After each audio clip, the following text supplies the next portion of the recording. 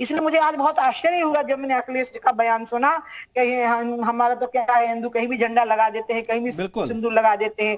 उसको हाँ, मुझे तरस आया, दया भी आई कि कहीं हारने के कारण तो नहीं कुछ हो गया है ऐसा। जब उनकी समझ में ये नहीं आ रहा है कि काशी विश्वनाथ का दर्शन करने के लिए लाखों करोड़ों साल से लाखों करोड़ों हिंदू और अन्य समाज के पूरा विश्व वहां पर दर्शन करने के लिए जा रहा है, उसकी तुलना किसी सामान्य और स्थान से कैसे हो सकती है? आप मुझे मैं बताइए। इसी कितना पर आ रहा था आश्चर्य उमा हो। जी, मैं इसी पर आ रहा था। मेरा अगला सवाल इसी से जुड़ा हुआ था।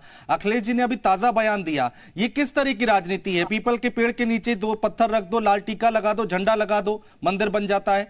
ये किस तरह की आप राजनीति है? इसके पीछे की मंशा क्या है?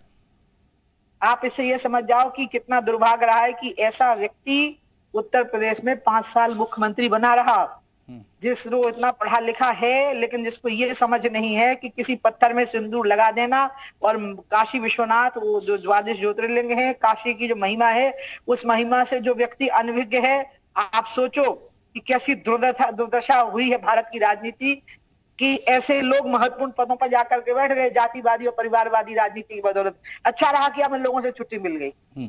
लेकिन अखिलेश यादव एक बात और कहते कि महंगाई से ध्यान हटाना चाहती है, यहां पर हटाना चाहती है भारतीय जनता पार्टी। सरकार चाहती नहीं है कि मेन मुद्दों पर बात हो, इसलिए ऐसे मुद्दों को तूल दिया जा रहा है। सारा षड्यंत्र बीजेपी का है।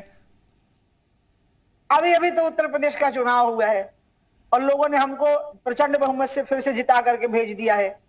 अब अखिलेश विपक्ष में है, उनको चाहिए सड़क पे आवे, संघर्ष करें, थोड़ा गर्म हवा के झोंके, लू थोड़ी झेलें। पिताजी मुख्यमंत्री रहे, मलाई खा खा करके राजनीति की, हवाई जहाज में इनके तो मालिश करने वाले लोग भी हवाई जहाज में गए हैं, इनके बच्चों की देखभाल करने वाली केयर टेकर महिलाएं भी हवाई जहाजों में साथ में गई हैं। इसलिए अब थोड़ा सड़कों पे घूमें, लाठी डंडे खाएं, थोड़ा गर्म हवा के झोंके खाएं, तब ना समझ में आएगा कि जनता की राजनीति क्या होती है। ऐसे मुंह से बोल देना। अभी लोगों ने साथ दिया है ना, अभी कुछ दिनों पहले ही तो सरकार बनी है जी। अभी कितने दिन हुआ हमारी सरकार बने हुए उत्तर प्रदेश में। आप इसी से समझ लो कि लोग इनकी बातों में नहीं आते, इनकी बातों को सीरियसली नहीं ले रहे, इनकी बातों को महत्व नहीं दे रहे। लोग जानते हैं कि महंगाई बढ़ी है तो इसके अंतरराष्ट्रीय कारण है, कोई हमारे अपने कारण नहीं, हमने नहीं बढ़ाई।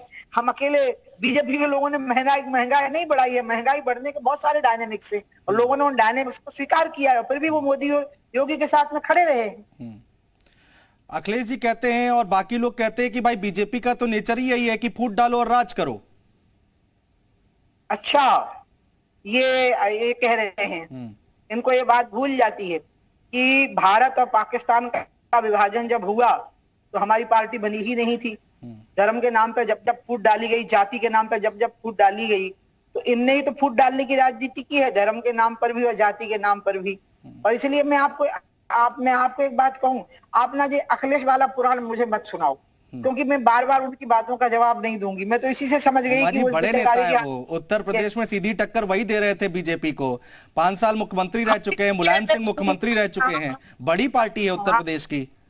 मैं मुलायम सिंह जी को बड़ा भाई मानती हूँ और मैं अखिलेश उनका बेटा है, अपना भतीजा मानती हूँ, लेकिन मुझे बहुत आश्चर्य हुआ है उनके जनरल नॉलेज के ऊपर जब उनने काशी विश्वनाथ की तुलना एक ऐसे स्थान से कर दी जहाँ झंडा गाड़ दिया और जहाँ सिंदूर लगा दिया। इसके बाद उनकी बातें इस लायक नहीं बची हैं कि मैं उनकी बातों पर टिप्पणी करूँ।